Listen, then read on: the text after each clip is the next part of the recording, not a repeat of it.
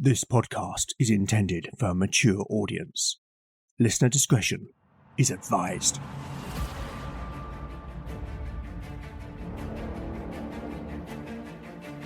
Welcome back to Legend of the Bones. Following in the footsteps of giants, Legend of the Bones is a chimera. A mix of old-school tabletop RPG and dark fantasy storytelling.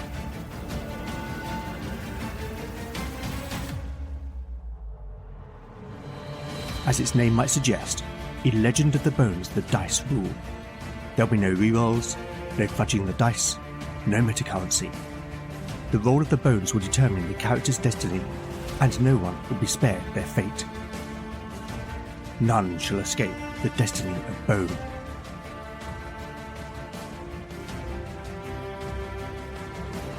Last time on Legend of the Bones. In the aftermath of their battle with the Hellworm, Nithager, Lena lay grievously wounded, her body shattered. Wordlessly, the cleric offered a desperate prayer for salvation. The Nine answered, mending the worst of her injuries and pulling her back from the edge of death. With Lena stabilised, Valen and Demalza turned their focus to the ritual that would seal the rift. The old mage stepped to the brink of the abyss, while Valen unfurled the ritual scroll.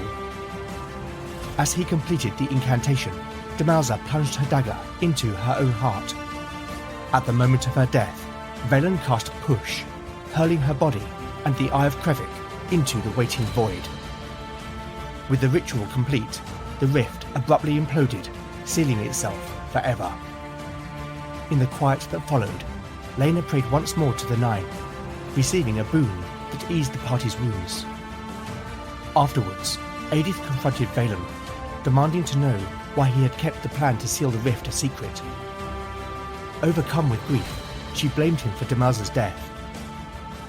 Valen explained that Demalza had spoken to him, mind to mind, and made him swear not to tell Eadith, fearing she might try to stop her.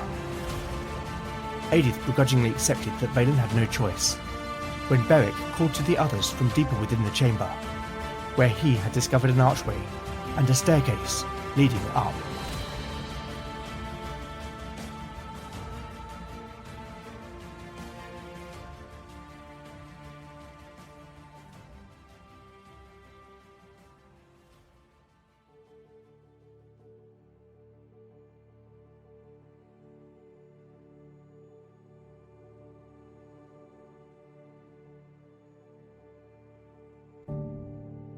Chapter 70, Part 1, Day 62, Night. Party status: Beric, 55 out of 61 hit points. Lena, 19 out of 39 hit points. Valen, 22 out of 22 hit points. Talion, 23 out of 27 hit points. Eadith, 12 out of 14 hit points. Spells available: Valen has memorised Charm Animal, Soothe, Revive, Clairvoyance, and Dragon's Breath. Talion has memorised Poetic Prose, Pitch, Imbue, and Lullaby. Eadith has memorised Flame, Sleep, and Knock. Lena can pray for 2 second-level miracles, 1 third-level miracle, and 1 fifth-level miracle. Beric peered through the archway and up the dark stairway, the gloom swallowing the flickering light of his torch. The stone stairs rose like the neck of some ancient beast, each step sinking further into shadow. No light could be seen from above, no hint of where the stairs may lead, yet there was, unmistakable, the faintest wisp of fresh air, softly caressing his face. "It could be a way out," he suggested, turning back to the others. "But that would mean..." Lena's voice trailed off, a gnawing realization growing among them, one that hollowed their triumph. That whilst the Wardens had sealed the inner vault, another exit could mean that Hell's evils might have spilled into the world. "Yes," Valen answered, acknowledging the unspoken, his voice low, thoughtful. But the main entrance is sealed, and we do not know if we can leave by that way. This may be our only hope of escape. We won't know unless we try, Beric said decisively. The warrior extinguished his torch, leaving the cool, steady light of the moonstone to illuminate their path. Slinging his shield onto his back with a practiced motion, he stepped onto the first stair and led the companions upward. After 50 or so steps, the stairway twisted back on itself like a serpent coiling through the mountain. The companions pressed on, but there was no respite. The stairs stretched ever upward, unrelenting, as though trying to outweight their endurance. Perhaps we should turn back, Beric suggested, pausing for breath and gazing up the dark tunnel, his brow beaded with sweat. These stairs must lead somewhere, Valen answered. And perhaps they will reveal Penmelkeen's original purpose. But the mage then hesitated, concern clouding his features. He looked to Lena, whose body still bore the trauma of Nithiga's attack. Can you continue, Fina Harriet? The cleric was weary, her cheeks flushed from the exertion, but she nodded nonetheless, determination shining faintly through her fatigue. They continued on, climbing the grueling stairs for what seemed like an hour. Each step felt heavier than the last, their muscles burning. Yet now there was a definite breeze, the promise of which pulled them ever forward. Then, up ahead, a faint pale glow could be just made out. With the end in sight, the companions pushed on with renewed vigour, and soon it was clear that the light was the moon's glow reflecting off the stone walls. There was an exit ahead, but their relief at finding a way out was sour. The last hope that the rift's evil had never reached the world was gone. Any number of hell-spawned abominations could have fled by this unguarded route. Perhaps even the manticore that had killed Jenna had trodden these very steps in its escape. They emerged into the ink-black night and onto a wide natural shelf on the mountainside. In the clear sky above, the waning gibbous moon shone like a beacon over the dragonspine, illuminating the space. To the right, a small silver waterfall cascaded over the rock face, glittering like liquid starlight. The ground was strewn with pebbles, shards of stone, and several pine branches that had toppled from higher up the slope. Yet there, carved meticulously onto the floor of the shelf, were small circles interconnected by deliberate lines, their edges gleaming faintly in the moonlight. Valen stepped forward to examine them, his eyes widening with wonder. He could sense a power within the markings, a resonance of something ancient, primordial, perhaps even beyond the shaping of human hands. He knelt, tracing his fingers over some of the carvings. As he did so, his mind was flooded with a momentary awareness of the infinite expanse above. He drew back his hand and stood, breath unsteady, his eyes scanning the patterns. It is a map of the stars. They are constellations. His voice quivered with awe as the truth took shape in his mind. It is an observatory. Valen turned and saw the same marvel reflected in the faces of the others. Something must have sparked in Beric's mind, for he abruptly strode to the edge of the platform, his boots crunching over loose stones. The others joined him, gazing out across the vast valley below. Some 200 feet beneath them, the black surface of the lake, Pol Glaswyn, mirrored the star-laden sky so perfectly that it seemed that another world lay beneath the water. On the northern shore of the lake stretched the sparse forest they had passed through to reach Penmelkeen. Yet there was nothing. No light of a campfire, no smoke drifting upwards, no sign at all of human life. Hedrick was gone.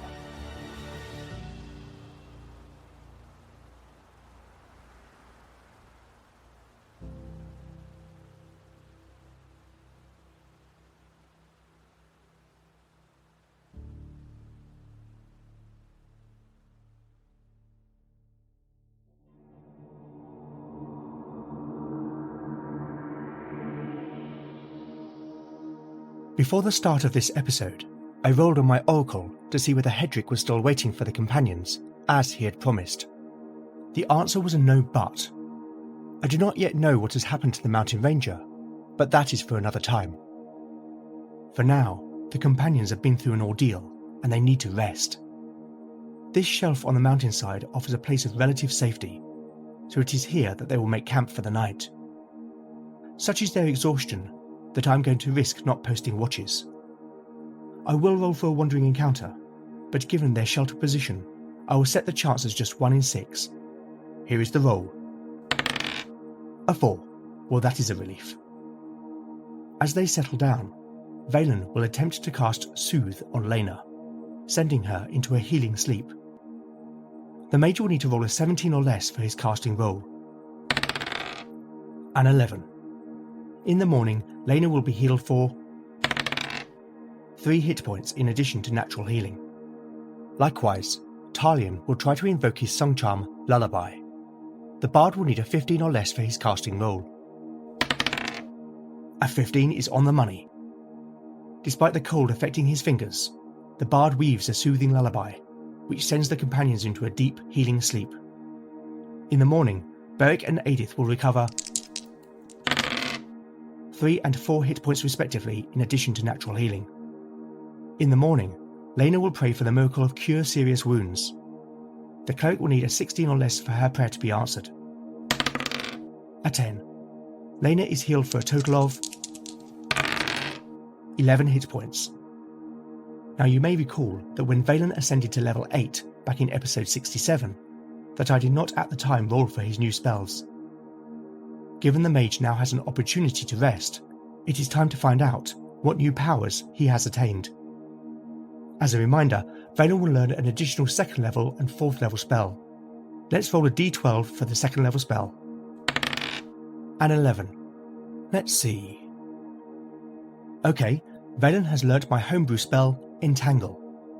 When cast, surrounding vegetation shoots tendrils, which entangle a single target for 2d6 rounds, after which the vegetation recedes. Entangled creatures may not move or take any action, but each subsequent round after the first, the target can attempt to break free by making a successful strength check. Now let's see which 4th level spell our mage has learnt. An 8. Well, the dice once again want to tell their story. Valen has learnt my homebrew spell, Seal, and its counterspell, Unseal. During its invocation, the mage conducts a complex ritual to seal an opening, portal, or doorway. The ritual may place specific conditions, for example a phrase or objects that must be met in order to break the seal. The effect cannot be bypassed by the 2nd level spell, Knock, but can be by the use of the counterspell, Unseal. Finally, before we get back to the narrative, Demelza had a number of scrolls in her satchel, which now belong to Eadith. Let's see what she has. I'm going to say there are d4 scrolls. A 2. To make this completely random, I will roll a d6 for the spell level and roll the corresponding spell list. Okay, the first scroll is the 1st level spell, Sleep. That is disappointing, given it's a spell that Eadith already knows. Now for the 2nd scroll. That will be the 3rd level spell, Neutralize Poison. Not particularly exciting, but it could be very useful in the right circumstances. Okay then, it's time to get back to the narrative.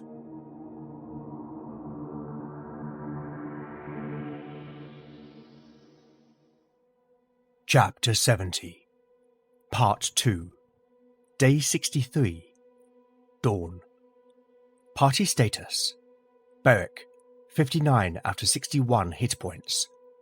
Lena, 34 out of 39 hit points. Valen, 22 out of 22 hit points. Talion, 24 out of 27 hit points. Eadith, 14 out of 14 hit points. Spells available. Valen has memorized Charm Animal, Push, Shield, Entangle, Soothe, Revive, Clairvoyance, Ignite, Unseal, and Dragon's Breath. Talion has memorized Poetic Prose, Pitch, Imbue, and Lullaby. Eadith has memorized Flame, Sleep, Camouflage, and Knock. Lena can pray for 3 first-level miracles, 3 second-level miracles, 2 third-level miracles, 1 fourth-level miracle, and 1 fifth-level miracle.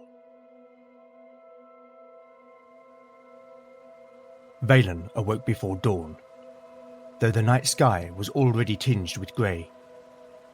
He rose from under his blanket and shivered. Summer it may have been, but the nights were ever cold in the mountains. The small fire the companions had made had gone out, though a few embers still glowed among the ash, breathing their last warmth into the cold air. The mage gathered up what little wood remained, a few brittle branches and splinters of pine, and coaxed the fire back to life. Flames slowly lit upwards, casting a gentle amber halo around their camp. Once it was steady, the mage retrieved his spellbook and settled beside the crackling warmth, beginning his ritual studies. For several days, the seed of new knowledge had begun to germinate in his mind. Before entering Penmelkine, he had witnessed the quiet, almost imperceivable stirrings of life. The way plants seemed to subtly lean towards him, grow in his presence. And whilst in the cavern, where they had met Eadith, he had unlocked the runes that channeled that very force. Now his mind blossomed once more. The secrets that had opened the entrance to Penmelkine, the portal to the lower vault, and the ritual to close the rift, all began to unfurl in harmony, weaving themselves into a burgeoning comprehension. Runes and gestures bloomed in his thoughts, like dandelions catching the first rays of the sun. With cautious excitement, he dipped his quill in the ink and began scratching at the blank page. The runes flowed from mind to hand intuitively, almost hungrily, as though the spell were alive and eager to be known. As he finished the final rune, the incantation settled within his mind with a resonant clarity, latching symbiotically, given shape, given purpose, ready to be summoned when called upon. He looked up, only noticing then that Eadith was also awake. The other mage sat, cross-legged, her face lit by the soft firelight, eyes quietly absorbed in her own studies. Valen chose not to disturb her. Instead, he set his small copper kettle among the now hot embers, casting a few dried nettle leaves into the slowly heating water. Soon, its sharp, earthy scent drifted through the cool morning air. Filling a cup, he quietly sipped the infusion, gazing out across the valley as the sun slowly caressed the mountaintops with its first touch of gold. I'm sorry. Eadith's soft voice broke the stillness, like a pebble dropped into a pond. Valen turned to meet her gaze. For what I said. Valen's lips curled into a wry smile. You have nothing to apologize for. Valen replied sincerely. Grief is cruel, and words spoken in it are rarely meant. Eadith acknowledged this truth with a small nod. Valen poured another cup of nettle infusion. Here. He offered it to Eadith. I find this helps soothe the body and the soul. The others soon arose, refreshed from their magically induced sleep, and after Lena had prayed once more for healing, and they had all broken their fast, the companions were able to turn their minds to the matter at hand. The morning air was crisp, carrying the scent of stone and pine, as the valley below awoke to the beginning of day. We have destroyed a Hellstone, and we know the rebels will cross the Dragonspire Mountains in 30 days. So what now? Beric asked, seeking counsel, his broad arms folded, his expression grave.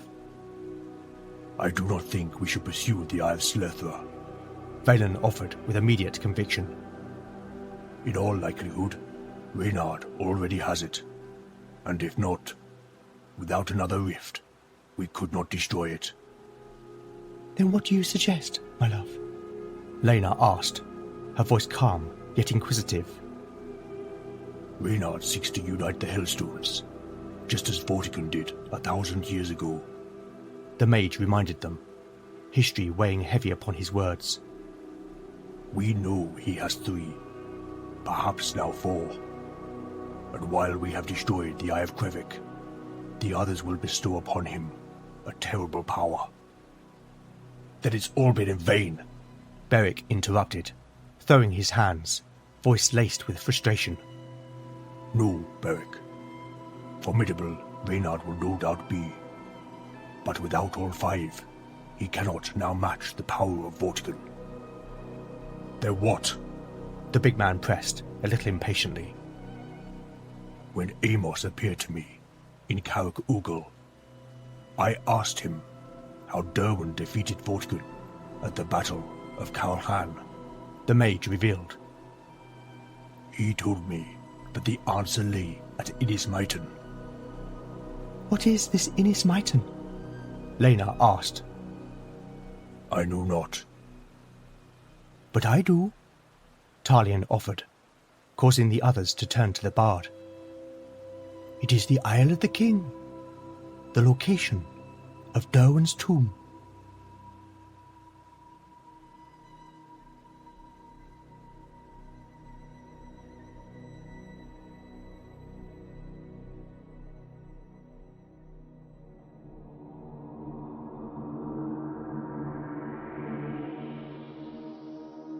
Bards have a special ability, which means they have a twin 6 chance of having knowledge of lore pertaining to significant people, places, and objects. I made a roll of Mike for Talion to see whether he knew anything about Inismaitan, and the result was a success.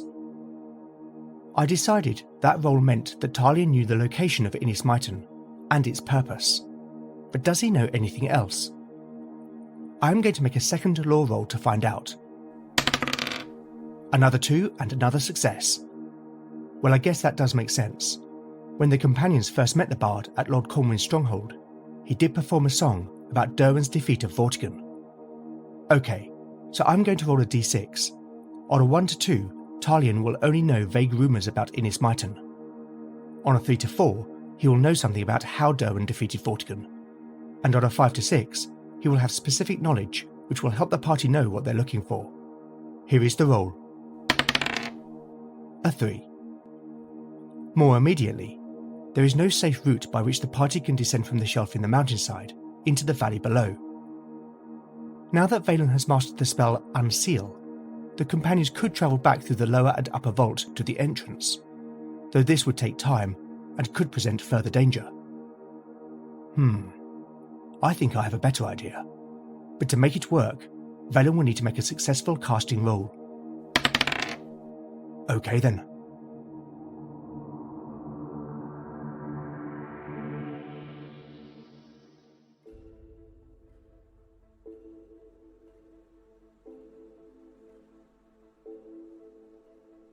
Chapter 70, Part 3, Day 63, Morning.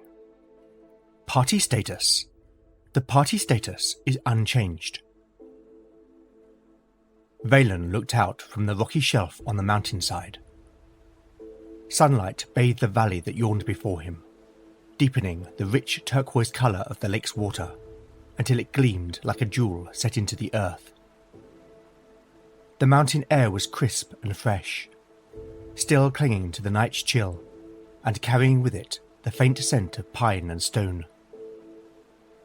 Talion had revealed that Inismaitan was an island, sat in the middle of a lake, some 100 miles to the east, in the northern foothills of the Dragonspine Mountains. With little hope of finding the Eye of Selethra before Reynard of Harburg, the companions had agreed that, all things considered, it made sense to discover what secrets Inismaitan might hold. How they might get there without Hedric's help was another matter. But more pressing was how they were going to get off the mountainside. Valen's eyes narrowed. staring down beyond the lip of the shelf, an idea taking shape in his mind. Let's go! Beric's voice called out behind him, echoing faintly against the cliff face. The mage turned. The others were gathered by the threshold of the stairs, waiting for him, their faces grim at the prospect of journeying back through the vaults of Penmalkine, the long stairs stretching down into the darkness. Wait. Valen answered, quiet but firm. I have an idea. Beric took a step towards him, his arms open. There's no way to climb off this mountain. We need to go.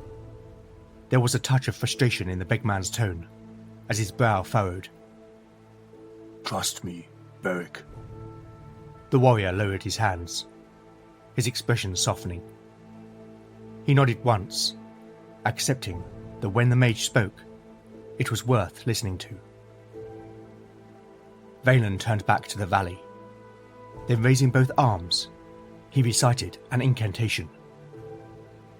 Defok Draig Vow, Anvon Ashan, de Anadal Saf. As the final word left his lips, it was accompanied by a pale mist that wisped from the mage's mouth. A heartbeat later, the mist thickened, rushing forward in a rolling stream, as if some great beast exhaled through him. Valen leaned forward, directing the supernatural fog as it spilled over the edge of the shelf and into the valley below like a ghostly waterfall. Then it ceased.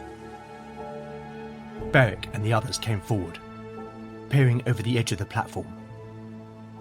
The fog was expanding outwards at an incredible rate, blooming like a cloud. It poured into the valley basin below, devouring cliffs, trees, and lake, until the land was lost beneath a churning, pale sea of white. Within a few minutes, the entire valley was filled, with the impenetrable fog rising until it settled just a few feet below the shelf. It was a breathtaking sight. The world below erased, replaced by a vast, silent ocean of cloud. The companions stood as though on the threshold of the heavens. Valen turned to glance at the others, his expression unreadable, though his eyes were bright with quiet certainty. Believe, he said earnestly, and it shall be. Without another word, he stepped off the platform. No! Lena cried out, instinctively throwing her hand out towards her lover, her voice cracking with fear. But Valen had not fallen to his death. He stood, perfectly supported upon the cloud, wispy tendrils coiling about his boots. He looked back at the others, a grin spreading across his face. Come. The companions could hardly believe what they had witnessed. But one by one, driven by trust and wonder, they too stepped off the platform, until only Beric remained.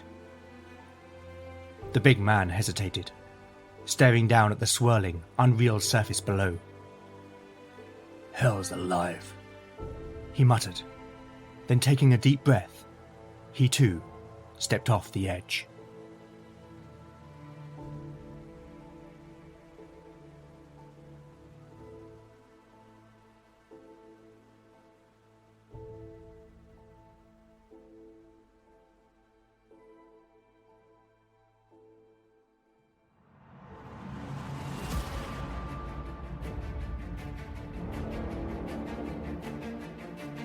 Thank you for listening to Legend of the Bones. I hope you've enjoyed the show.